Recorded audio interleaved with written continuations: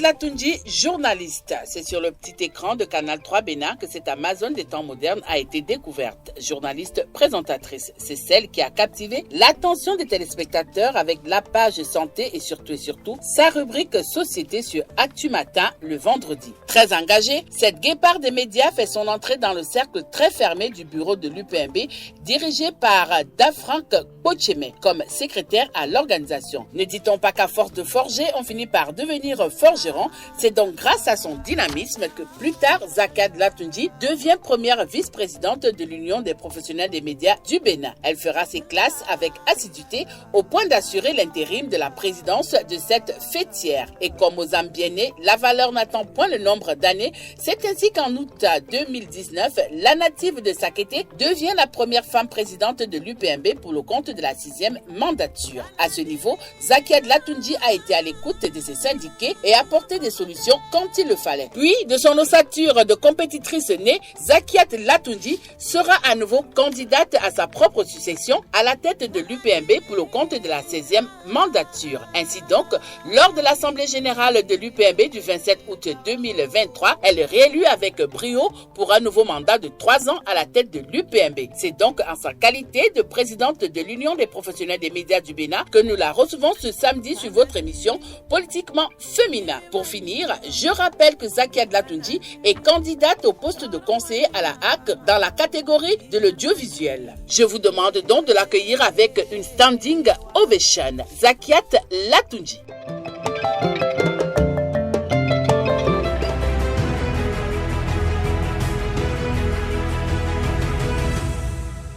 Mesdames et messieurs, bonsoir. Nous sommes le samedi 18 mai 2024 et nous recevons pour vous ce samedi la présidente de l'UPMB, Zakia Latunji. Avec elle, nous allons parler quel défi pour la presse béninoise par rapport à la défense de sa liberté.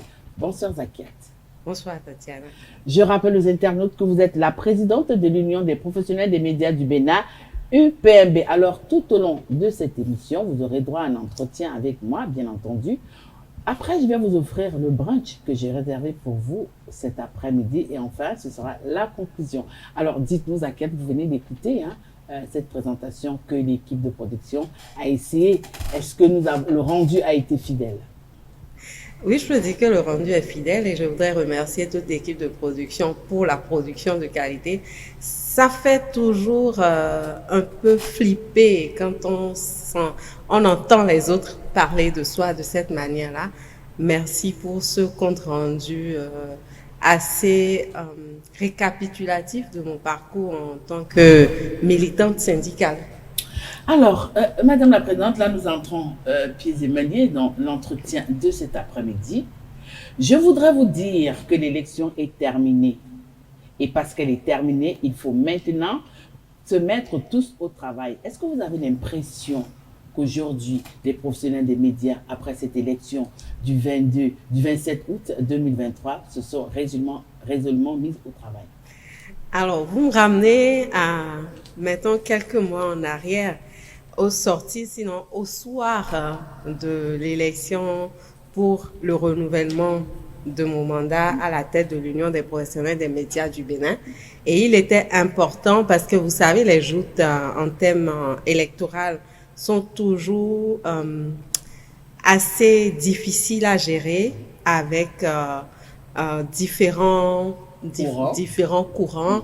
On n'est pas toujours d'accord et d'ailleurs, moi, je dis que ça fait partie du jeu électoral et c'est très important qu'on en arrive là. On peut pas être tous d'accord, c'est pas possible. Mais après, quand on a fini de montrer un peu nos divergences en termes de défense de nos idées aussi, il faut s'accorder autour de ce qui nous réunit. Et ce qui nous réunit dans ce cas précis, c'est notre patrimoine commun, c'est notre union, c'est notre syndicat. Et il était important pour moi, à la fin de tout ce qui s'est passé, qu'on comprenne que on a un objectif commun.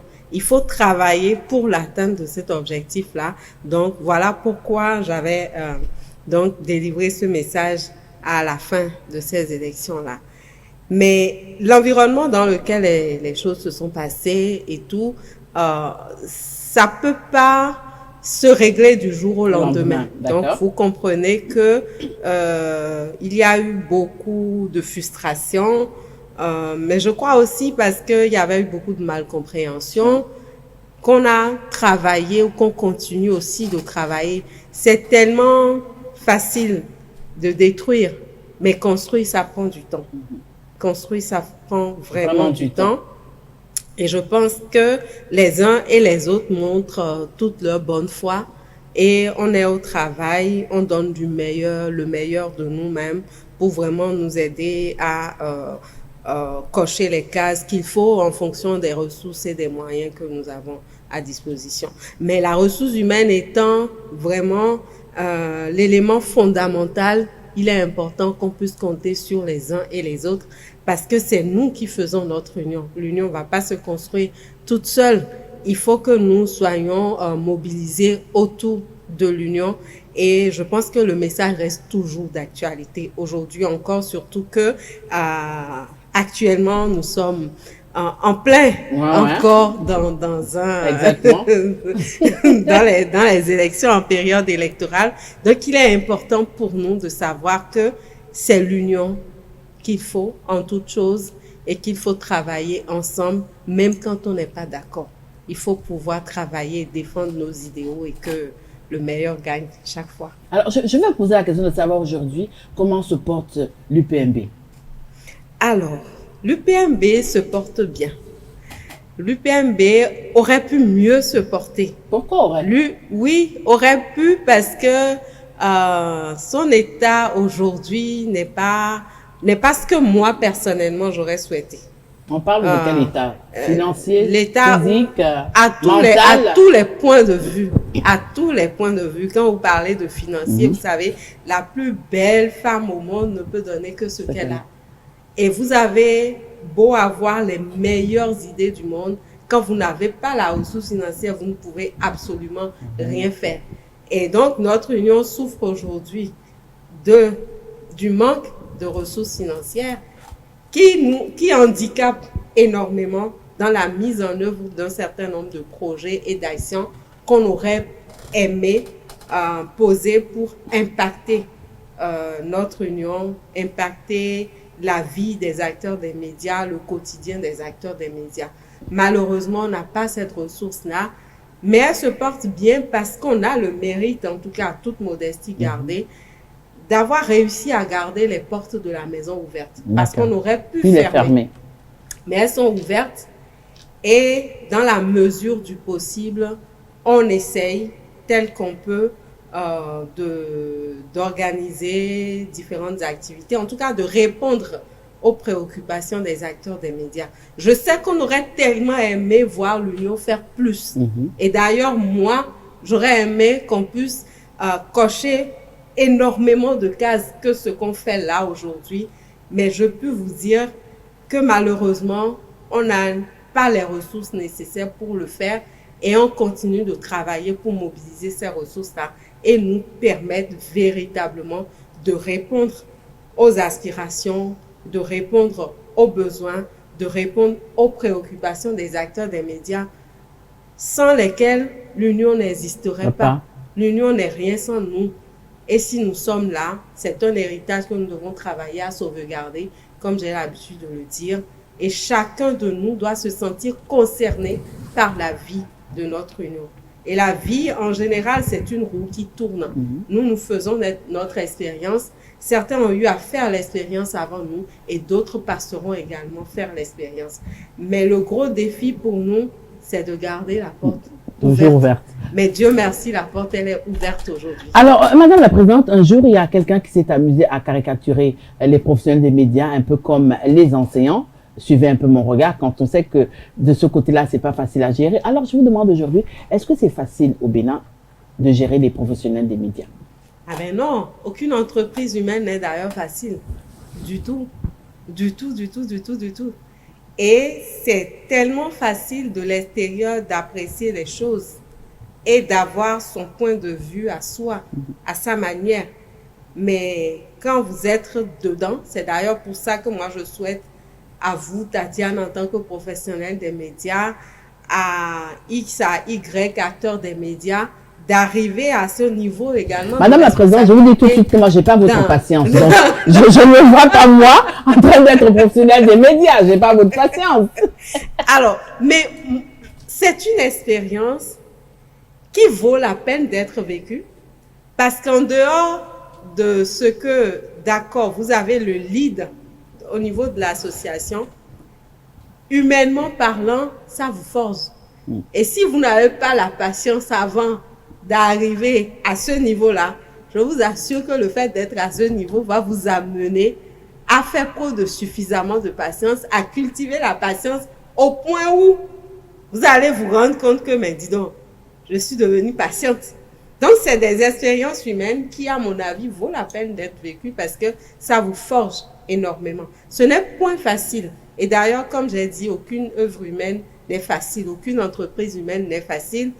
Mais je crois que la volonté d'être là pour les autres vous challenge au point où vous êtes amené à donner vraiment le meilleur de vous-même pour répondre aux préoccupations des uns et des autres. Mais je suis d'accord avec vous, ce n'est point facile. Alors justement, après avoir passé 6 ans à la tête, pratiquement 6 ans à la tête de cette fêtière commune, certains confrères estiment qu'il faille aujourd'hui une refonte totale de l'UPMB. Vous qui étiez d'abord aux abords, et ensuite à l'intérieur, et ensuite à la tête, qu'est-ce que vous avez à répondre? Alors, c'est pas 6 ans. Ouais. Il y a une première mandature de 3 ans Ouais. et une deuxième qui est actuellement en cours. Voilà, qui a donc fait, pratiquement. Un an. Donc, Pratiquement, on n'est ouais. pas encore à 6 ans. À 6 ans, j'aurais déposé le tablier. D'accord. Et j'aurais eu le mérite d'avoir fait 2 mandatures et de pouvoir conseiller par la suite les autres. Et pour moi, j'estime qu'il est important vraiment d'aller dans le sens de réforme. Ça, c'est très important. Pourquoi? Parce que malheureusement, la plupart d'entre nous n'avons pas l'esprit du militantisme associatif. Et quand vous militez, et il faut pouvoir militer parce que vous aimez ça. Et tout le monde n'aime pas ça. Moi, je nous vois, avec vous d'ailleurs, quelques années en arrière, en train de battre le macadam dans les rues de Cotonou pour telle marche, pour telle manifestation publique, parce que vraiment déterminés pour la défense de nos droits et de nos libertés. On était des milliers d'acteurs de médias, mais tous n'étaient pas prêts à aller dans les rues pour marcher. Mais nous, on l'a fait. Et donc, tout le monde ne peut pas être militant. Ce n'est pas possible. Et il faut pouvoir avoir cette fibre-là de patriotisme aussi. C'est-à-dire d'être là et d'être déterminé à vouloir faire don de vous-même pour les autres. Moi, il m'arrive de devoir sacrifier peut-être le dernier billet que j'ai dans ma poche pour arriver à secourir un X ou un Y. C'est ça, président. C'est ça, être présidente aussi, hein? C'est ça. Et mais donc, tout le monde ne peut pas être président et tout le monde ne peut pas militer. On est d'accord.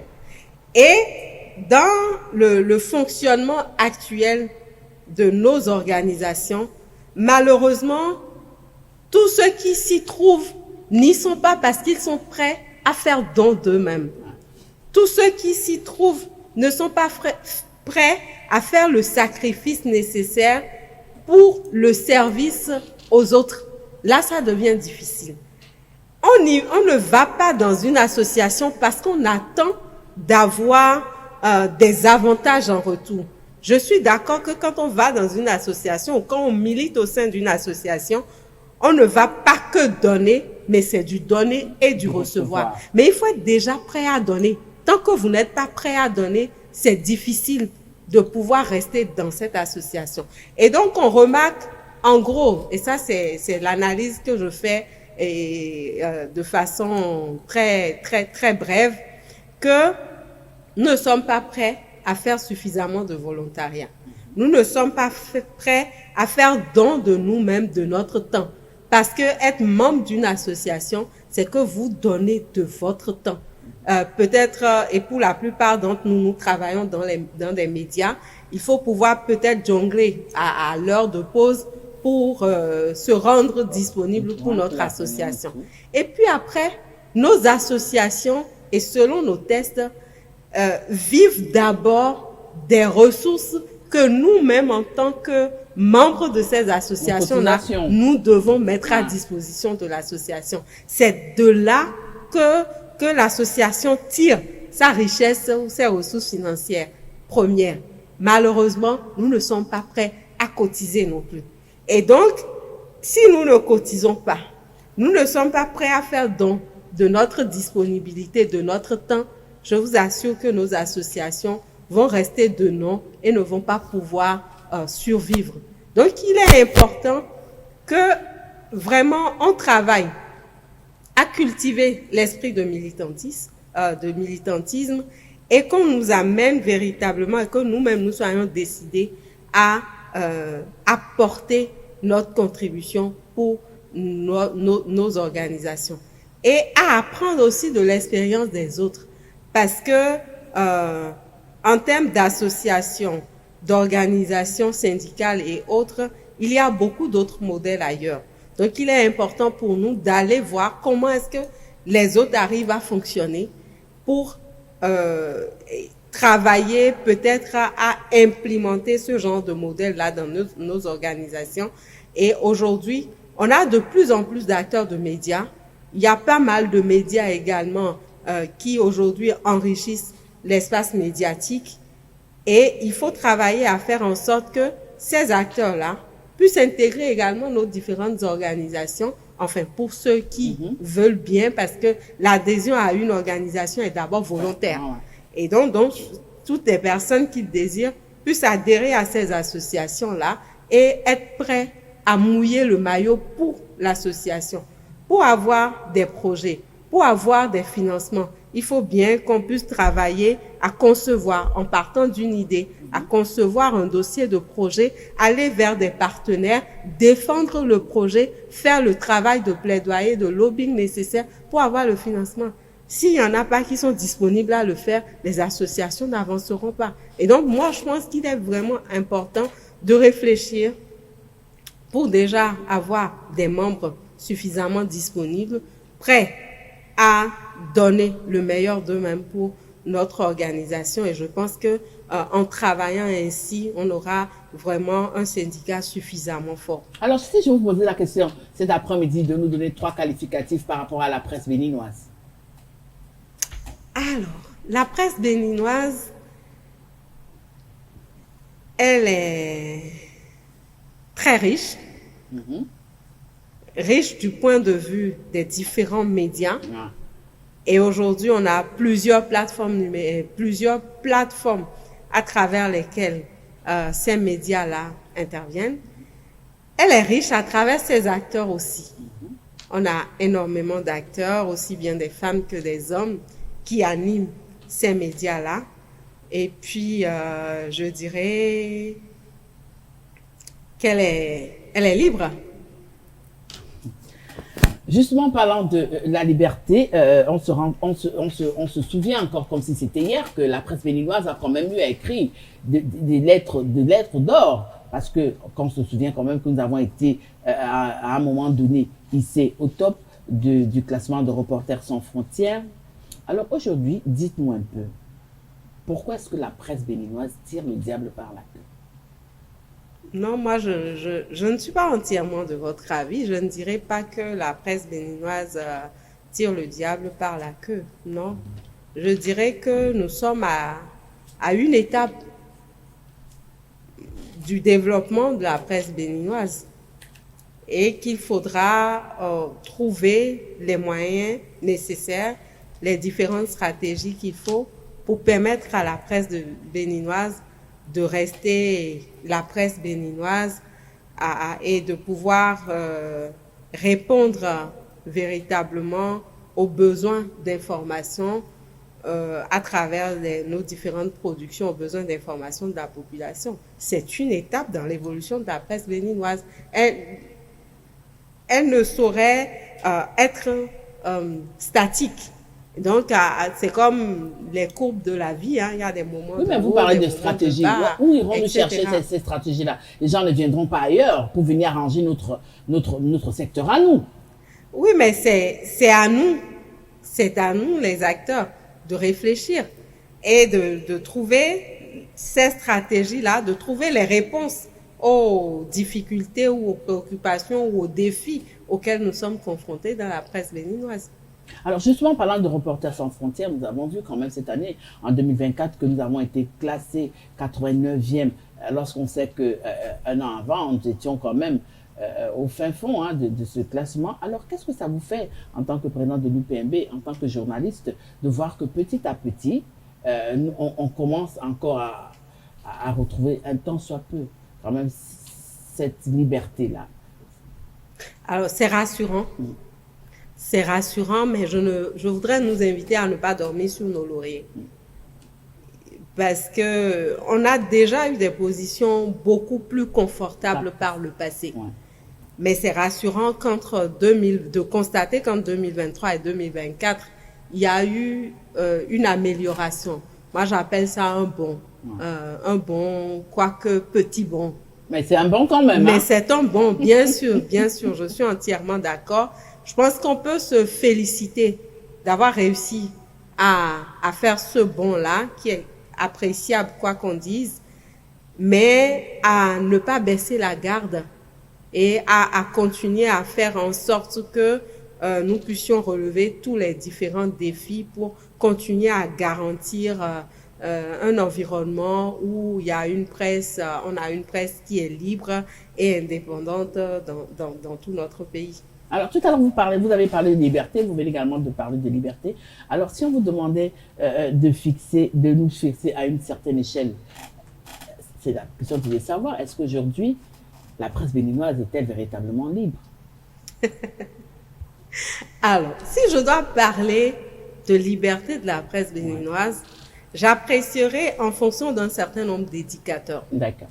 Indicateurs par rapport à la qualité des acteurs, indicateurs par rapport aux sources d'information, indicateurs par rapport à l'environnement même de l'exercice de la profession. Et donc, tout ça réuni, on ne saurait dire qu'il n'y a pas la liberté de presse. On a une position. Nous sommes au milieu ou à côté de la liberté, ou au centre de la liberté. Bon, peut-être qu'on devra faire des études pour être mieux situé par rapport à ça. Mais en tout cas, en termes de référence, quand on parle de l'état de la liberté de la presse dans le monde en général, il y a le classement de Reporters sans frontières qui reste une référence. Et quand on se réfère justement à ce classement-là, pour cette année, on se rend compte que le Bénin est dans une position meilleure par rapport aux années passées. Donc ça, c'est déjà un indicateur qui montre que, bon, en tout cas, il y a une situation un peu plus agréable. Mais il n'y a pas que ça. En parlant des indicateurs que nous-mêmes, en tant que professionnels, on constate, on ne peut pas dire entièrement que ça y est, il y a la liberté, parce que bon, il y a pas mal d'éléments. J'ai parlé tout à l'heure des sources d'information. Les sources d'information ne sont pas toujours garanties, elles ne sont pas toujours disponibles, ou on n'a pas toujours accès aux bonnes sources d'information, ou alors que l'information est suffisamment filtrée, refiltrée, avant que nous on ait accès à ces informations. Donc voilà autant d'éléments qui font que la situation n'est pas très réjouissante. Oui, mais justement, en tant que présidente de l'UPMB et journaliste de surpoids, pourquoi est-ce que ces dernières années, l'accès à l'information n'est pas facile dans notre pays, quand on se réfère encore quelques années en arrière, où on avait facilement accès à l'information? Qu'est-ce qui justifie aujourd'hui, selon vous, le fait que, comme vous l'avez dit tout à l'heure, l'information soit filtrée, vraiment filtrée? Alors que si on n'a pas accès à l'information, si on n'a pas la bonne information, résultat des courses, on se trouve barricadé, on se trouve enfermé, on s'en trouve. Alors, il y a que, par exemple, beaucoup dans tous les pays du monde, vous savez, dans tous les pays du monde, les pouvoirs publics travaillent à contrôler les médias. Ça, c'est pas une réalité qui est spécifique au Bénin. D'accord? C'est dans tous les pays du monde. Après, c'est comment les acteurs de médias eux-mêmes font le travail pour arriver à avoir l'information et la bonne et la vraie en temps voulu pour un bon traitement de l'information. Qu'est-ce qui fait que nous en sommes arrivés là? Comme j'ai dit tout à l'heure, c'est une étape dans le processus de développement de notre presse. Après, c'est en fonction des pouvoirs publics aussi. Les régimes ne sont pas les mêmes. Et d'un régime à un autre, il y a... Les lignes bougent. Les lignes bougent. Et donc, le gros travail à faire pour nous aujourd'hui, c'est de faire le nécessaire pour bouger avec ces lignes-là, hein, et que malgré que ces lignes bougent, nous puissions nous adapter à ces différents mouvements pour nous permettre de continuer à faire notre travail et de continuer à donner l'information qu'il faut aux populations. Oui, mais avant, on bombait le torse, on utilisait le 4e pouvoir. Alors, Zakia Dapidi, dites-moi ce samedi après-midi, est-ce que nous sommes encore ce 4e pouvoir ou alors nous sommes peut-être le 5e pouvoir ou alors nous ne sommes même plus un pouvoir? Non, la presse reste le 4e pouvoir. Je m'amuse même à dire parfois que la presse est le premier pouvoir. Et vous mettez les politiques où? Et justement parce que les politiques n'aiment pas entendre ça, ils nous relèguent complètement au second rang. Mais la presse reste un pouvoir. On a un pouvoir extraordinaire. Et comme on dit, le pouvoir, il ne se donne pas, il s'arrache. Et donc, notre responsabilité en tant qu'acteur des médias est grandement mise à rude épreuve. Parce que c'est nous qui donnons l'information, c'est nous qui... Enfin, on ne fait pas l'information, on donne l'information, nous donnons l'information aux populations et c'est à nous d'aller vraiment travailler pour revendiquer notre position de 4e ou de premier pouvoir, en tout cas de jouir pleinement de ce pouvoir-là que nous avons. Ça, c'est très important.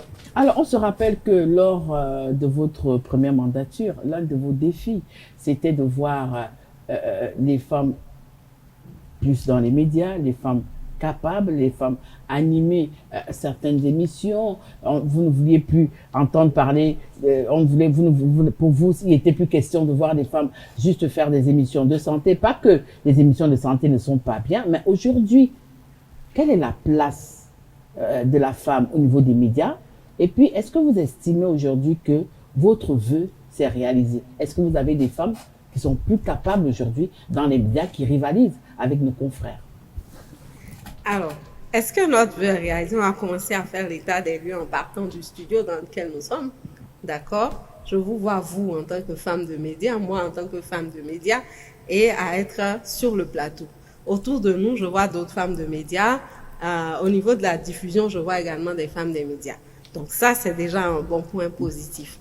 L'objectif n'était pas fondamentalement de faire des femmes des médias, des femmes dans les secteurs ou bien, dans les différents secteurs que vous avez cités là spécifiquement, mais c'est d'arriver à faire des femmes des médias, des femmes suffisamment professionnelles qui se sentent à l'aise sur différents plateaux, dans leurs différents secteurs d'activité et qui font un travail de qualité.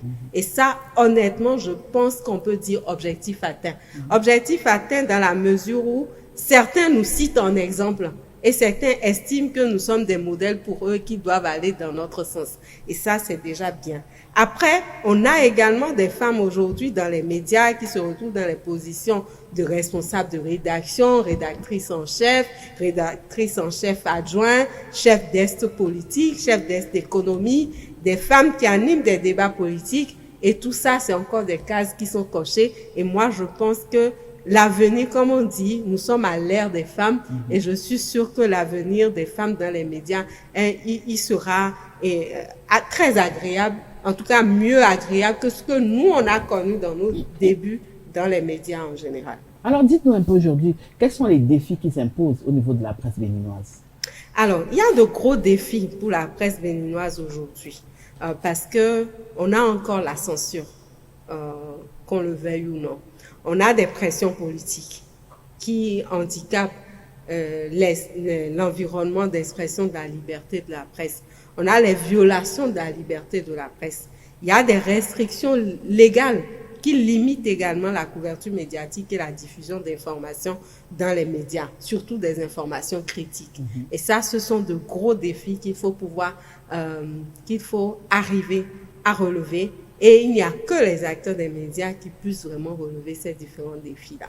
Alors, je ne vais pas trahir un secret ce samedi après-midi. Alors, je ne vais pas trahir un secret ce samedi après-midi, chers internautes, dans sa présentation tout à l'heure. Peut-être que c'est passé inaperçu, mais on sait que vous êtes candidate. Oui. Au niveau de la HAC. Mais oui, en tant que femme, surtout, dites-nous un peu, qu'est-ce qui vous a motivé, Madame la Présidente? Alors, qu'est-ce qui m'a motivée? Je suis pas motivée parce que je suis femme. Je suis plutôt motivée parce que je suis un acteur des médias, parce que je connais notre environnement en tant que professionnel des médias et j'estime qu'il est important pour nous de nous faire représenter par des personnes qui sont suffisamment informées de nos préoccupations et qui peuvent porter ces préoccupations-là, là où les décisions se prennent et porter ces préoccupations à la table où les grandes décisions se prennent. De toutes les façons, j'espère qu'avec vous, ce sera la différence. Oui, avec nous, pour la différence. Voilà. Alors, merci pour cet entretien. Je vous ai promis tout à l'heure que vous aurez droit à un brunch. C'est à ce moment que j'invite ceux qui vont vous servir ce brunch, Carles et Billy.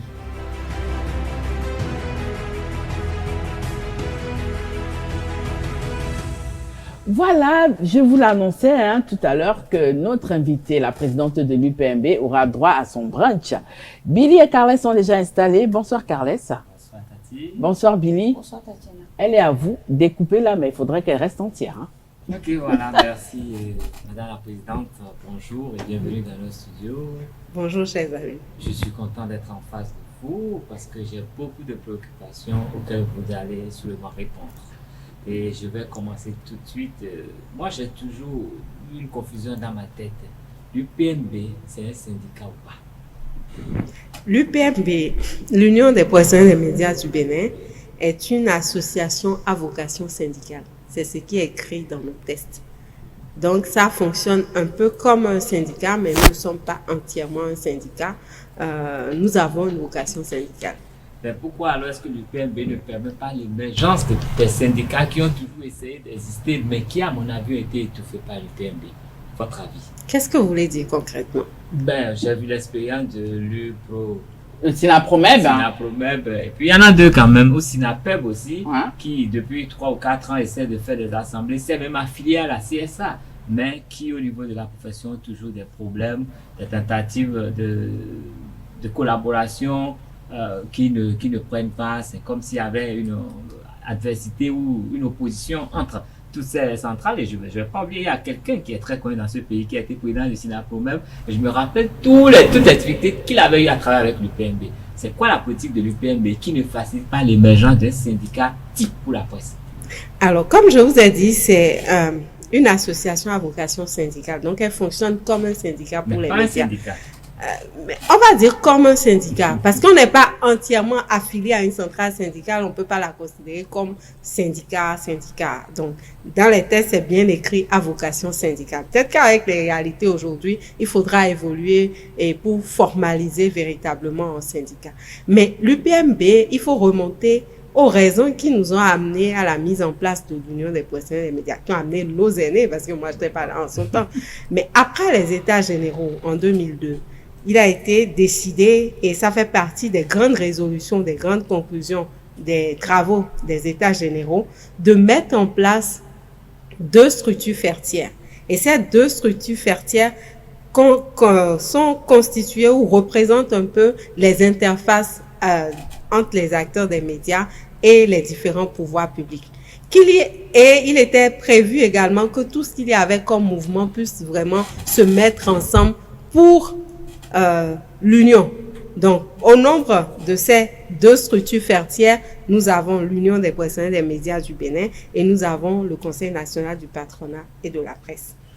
L'Union pour les employés des entreprises de presse et le patronat pour les patrons d'entreprises de presse. Alors, assister à la création de différents mouvements ne pose pas véritablement de problème.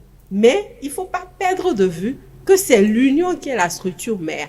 Et d'ailleurs, ces différents mouvements pour lesquels nous collaborons, moi, j'ai jamais eu de problème avec une organisation pour dire qu'il faut empêcher les acteurs de se réunir.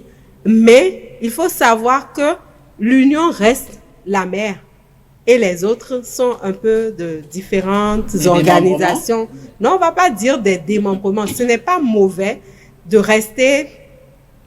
ce n'est pas mauvais de savoir qu'on a d'autres petites organisations. Bon, je mets ça entre griffes, mais ça part d'abord de l'Union. La preuve, quand ces organisations doivent être mises en place, elles viennent un peu comme pour demander la protection, je dirais pas allégeance, la caution morale de l'Union, parce qu'on ne pourra pas tous parler à la fois. Si par exemple, on a bien dit que l'Union reste en fait l'interlocutrice des acteurs des médias vis-à-vis des partenaires, des institutions, du gouvernement, etc. Si le gouvernement veut discuter avec les médias, le gouvernement ne peut pas inviter tous les acteurs des médias. Pourquoi ça ne se fait pas comme avec les syndicats? Nous avons 6 centrales qui viennent, tous qui posent leurs problèmes.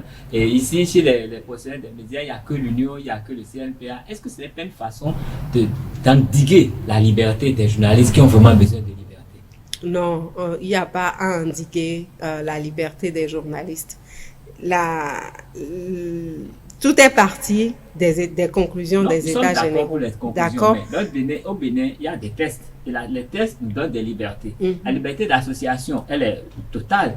Mais pourquoi au niveau de la presse, je ne connais pas une autre profession où c'est comme ça. Toutes les professions sont libres d'avoir des associations, des syndicats. Chez nous, il n'y a que l'UPMB et les autres sont comme des appendices de l'UPMB. Et pourquoi est-ce qu'on ne veut pas la liberté totale au niveau de la presse? Non, je ne dirais pas des appendices.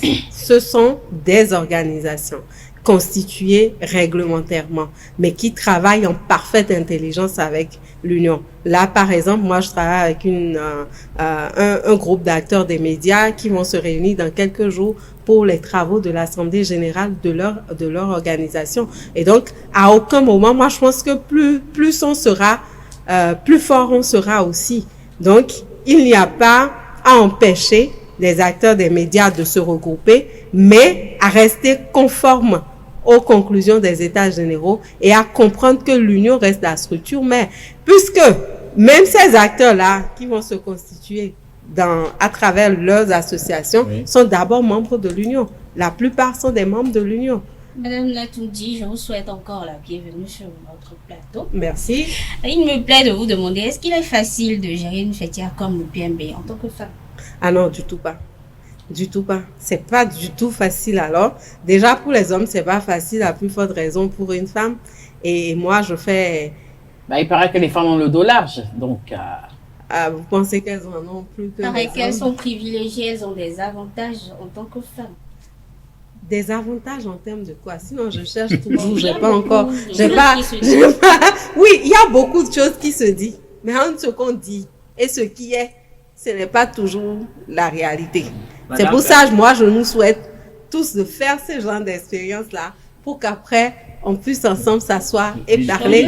Permets-moi de continuer sur la même lancée. Et actuellement, quand on observe un peu, vous l'avez dit de façon un peu voilée, l'UPMB perd quand même un peu de sa superbe. Est-ce que votre leadership a joué? Quel a été le leadership que vous avez fait? Parce que ça a été très difficile depuis 1 an surtout, ça ne va pas du tout.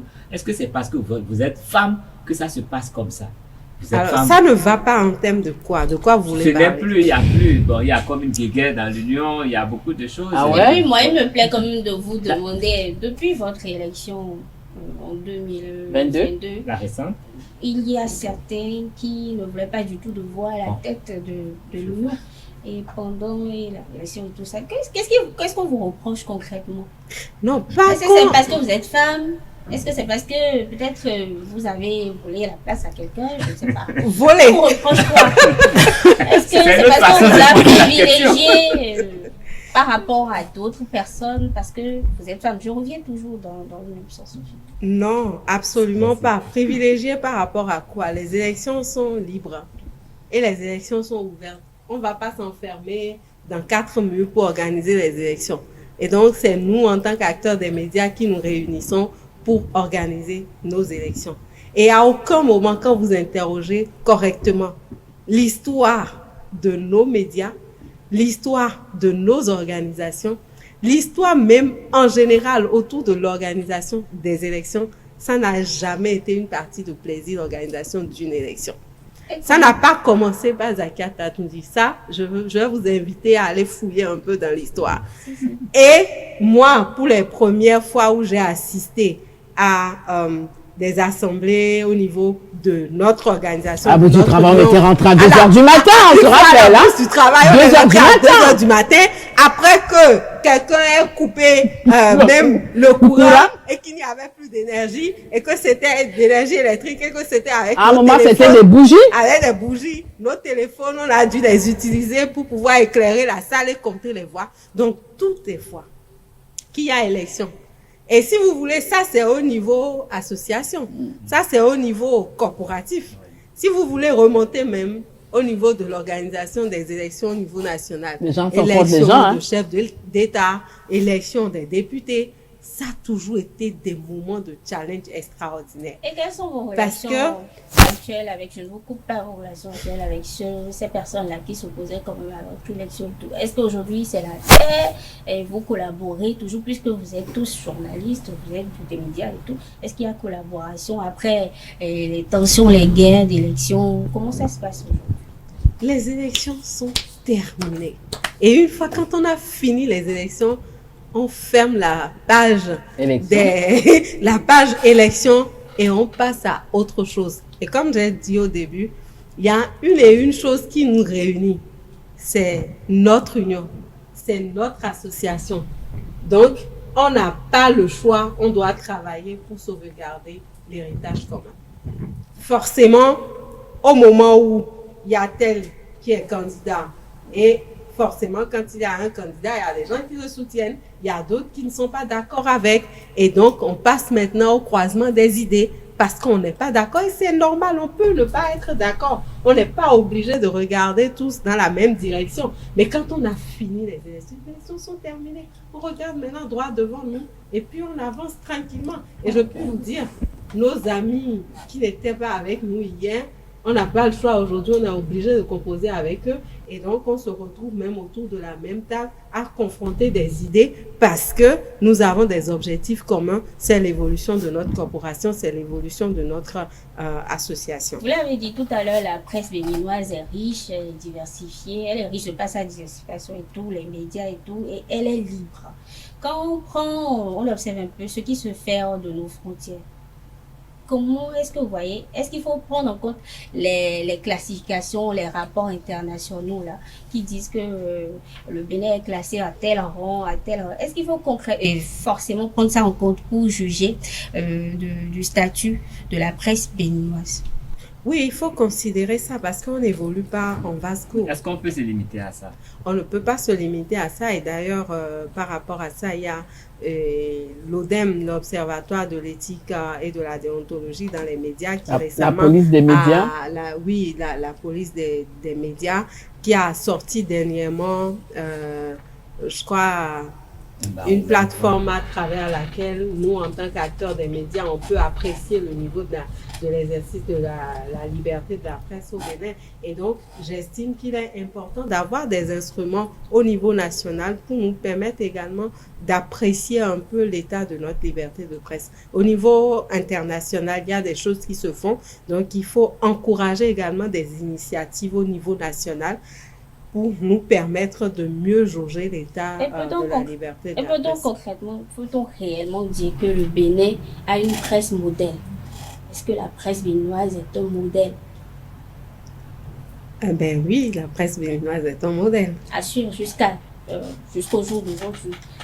Quand on prend en compte beaucoup de critères, la liberté.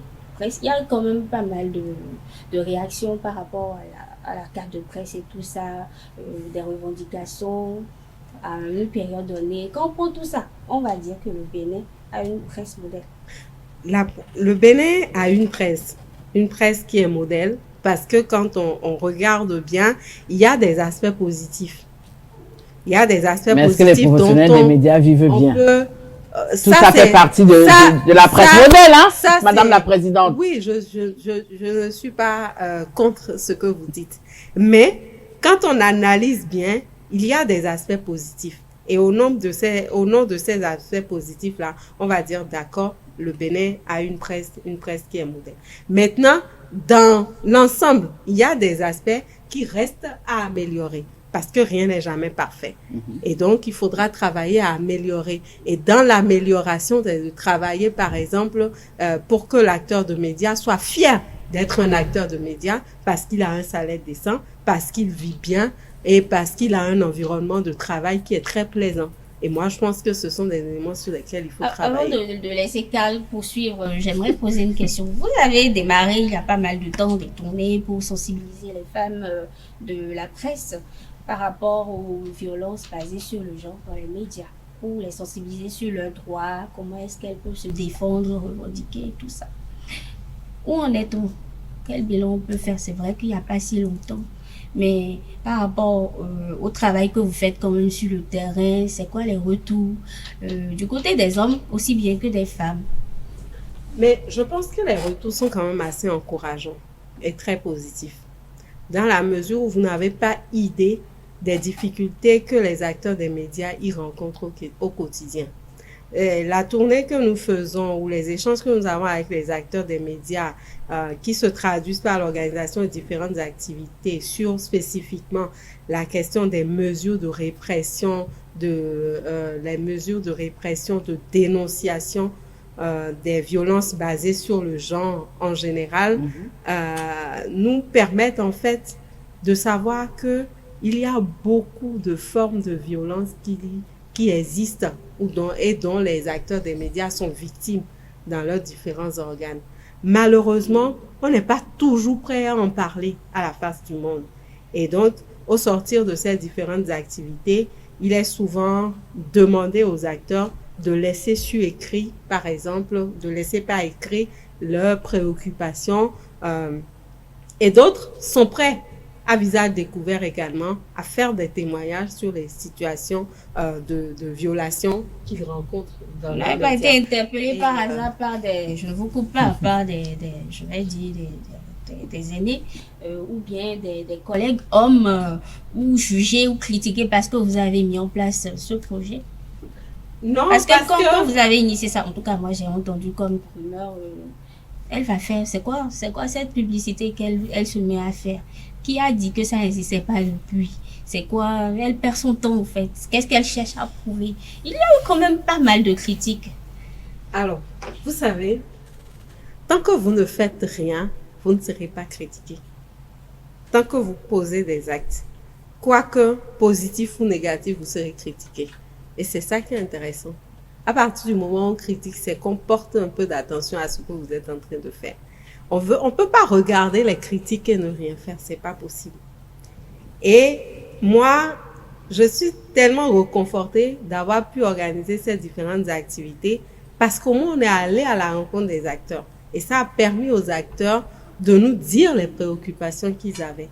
Et la mise en place de ce projet, par exemple, qui nous a permis d'organiser ces activités, est partie d'une initiative organisée avec les acteurs des médias. Donc, on n'est pas resté en l'air, les bras croisés pour dire, bon, tiens, on fait telle chose. Non, c'est parti d'une initiative où nous avons réuni des acteurs des médias et nous leur avons demandé quelles sont les préoccupations que vous avez dans vos médias. Si vous voulez qu'on organise des activités pour vous, pour impacter votre quotidien, votre environnement de travail, qu'est-ce que vous pensez qu'on peut faire?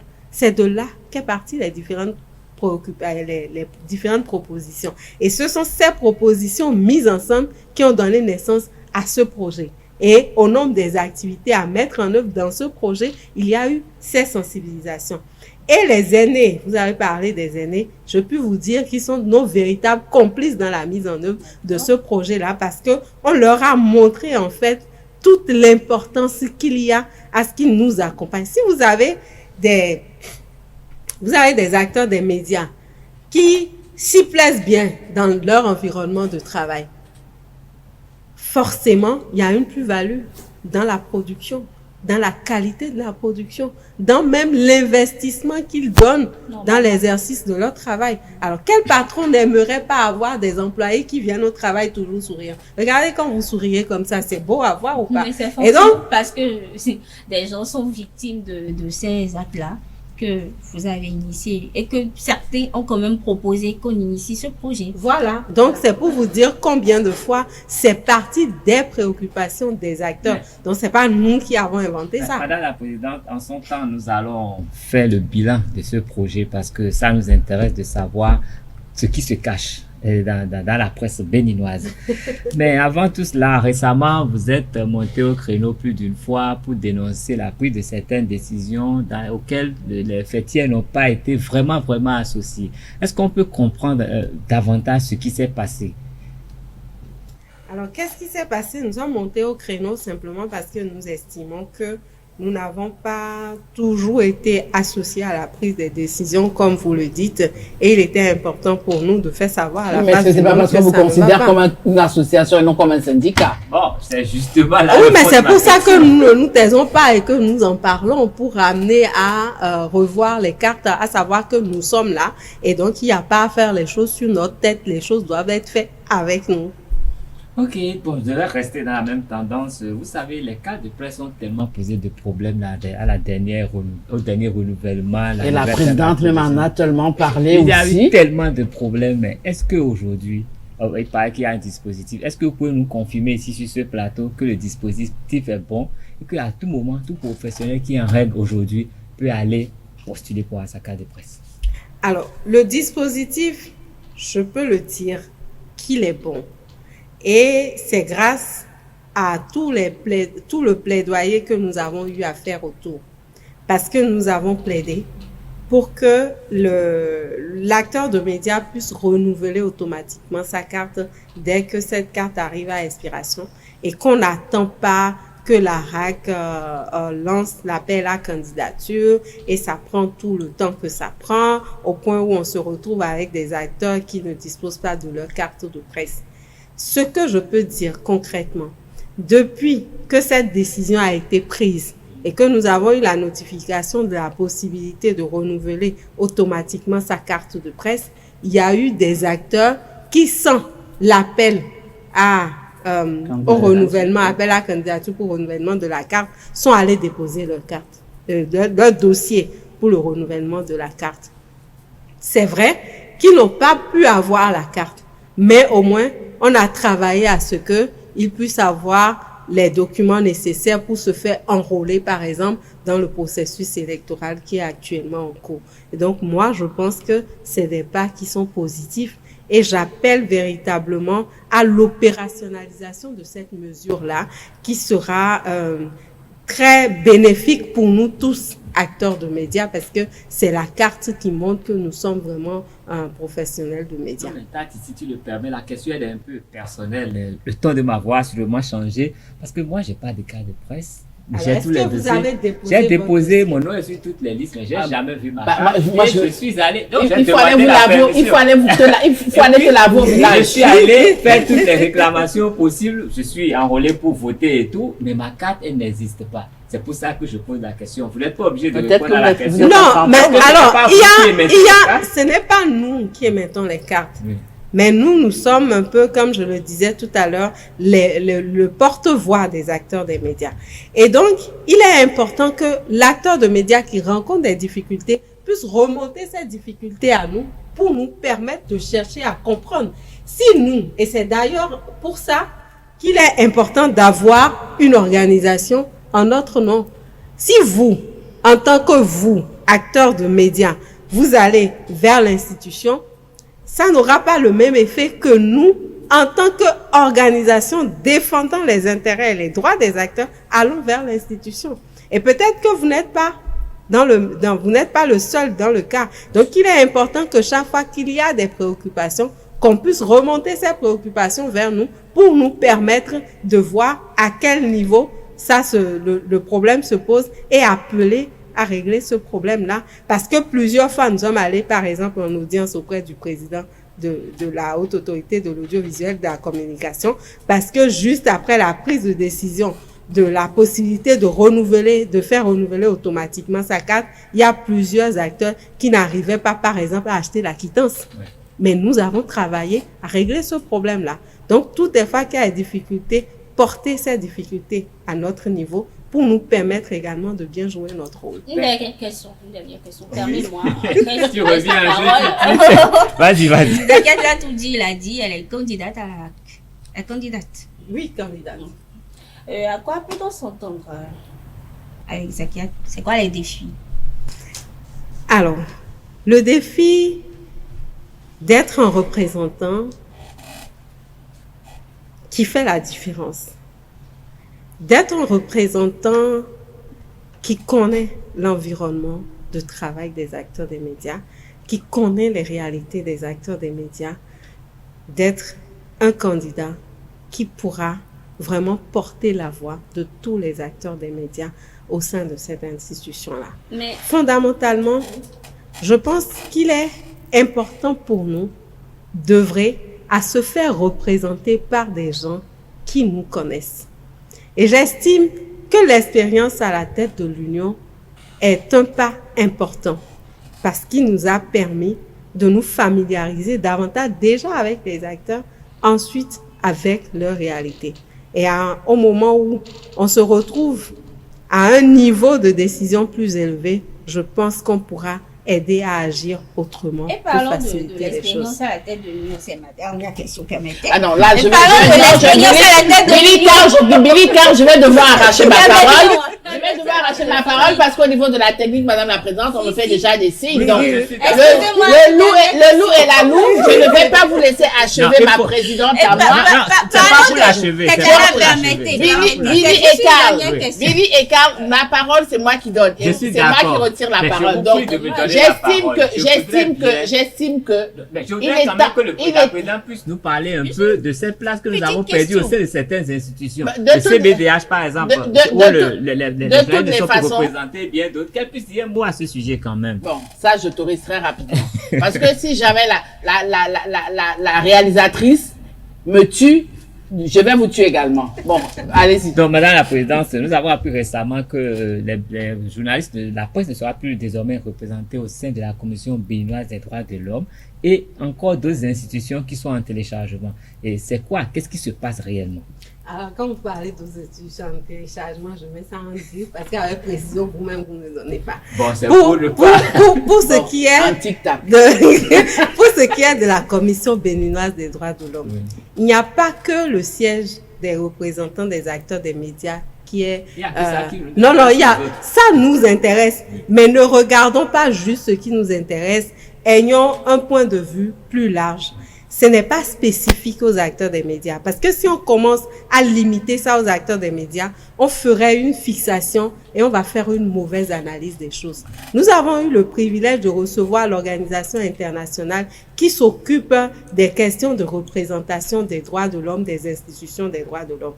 Et nous avons reçu cette institution à la Maison des médias. Nous avons invité des acteurs des médias à suivre les explications que cette institution a données. Ce n'est pas une question qui est spécifique au Bénin. Et donc, dans la plupart des pays, c'est une réforme qui se fait au niveau de l'institution pour justement, en fonction des politiques de cette institution-là, il y a le siège, par exemple, des représentants de l'Assemblée nationale également qui ne vont plus siéger au sein de cette commission-là, et c'est une réforme qui est globale. Elle n'est pas spécifique au Bénin. Et à l'occasion de la visite au Bénin du président au niveau international de l'institution, nous avons appelé les acteurs des médias à venir écouter pour poser différentes questions, justement pour qu'on évite de faire des fixations spécifiques sur les acteurs des médias. Madame la Présidente, avant de passer rapidement la parole à Carlès pour la conclusion, Remettez-nous notre aide. Alors, ça va être le plaidoyer que nous allons ensemble lancer pour demander, puisque l'aide n'est pas avec nous, nous aussi nous faisons le plaidoyer pour que... Puisque c'est vous qui parlez à notre nom. Si vous êtes élu, est-ce que vous pourrez encore plaider pour nous? Mais si on est élu... Non, remettez-moi d'abord mon aide, voilà. Remettez-nous notre aide. D'accord, moi je n'ai pas l'aide. Donc, moi aussi là, je fais comme vous. Remettez-nous notre aide. Et ça, on adresse ça à qui de droit pour savoir que nous souffrons de cette privation. Et il est important qu'on trouve, nous sommes à l'ère aujourd'hui où on parle des réformes dans le secteur des médias. Si l'ancien modèle d'octroi de l'aide n'est plus d'actualité, qu'on puisse nous dire concrètement, au regard des différentes propositions qui ont été faites dans le sens des réformes, quel est le meilleur modèle qu'il faut aujourd'hui et qu'on se retrouve à avoir ces ressources nécessaires pour permettre à nos organisations fertières d'avoir les ressources pour répondre aux besoins des acteurs et pour permettre également aux médias d'avoir les appuis nécessaires pour bien faire leur travail. Conclusion très rapidement, Carles. Ok. Qu'est-ce qu'on peut retenir de son intervention? Ce matin, vous nous avez confié que vous serez candidate à la RACA pour le 9 juin prochain. Vous avez fait un peu le bilan de vos réalisations à la tête de l'UPMB et vous avez dit que les femmes sont mieux représentées de façon professionnelle et efficace dans cette profession. Et vous avez travaillé à ce que notre profession se porte mieux sans financement. Et que malgré l'absence des financements, vous avez tout fait pour que la porte reste ouverte et que les acteurs des médias puissent rester unis autour de cette cause qu'est leur profession. C'est en ces mots que je résume l'essentiel de ce que vous nous avez dit ce matin. Madame la Présidente, le rendu, c'est bon? Le brunch, il était agréable. Voilà. Alors, chers amis internautes, nous sommes arrivés à la fin de notre émission de ce samedi où nous avons reçu pour vous Zakiat Latoudji. Elle est la présidente de l'Union des professionnels des médias du Bénin. Avec elle, quel défi pour la presse béninoise par rapport à la défense de sa liberté? Le loup et la louve de ce samedi, Carles et Billy. Merci. Merci à toi. Merci, Madame la Présidente. Merci. Retrouvons le samedi prochain pour une autre émission. D'ici à là, restez câblés ESAE Télévision, la télévision de l'excellence.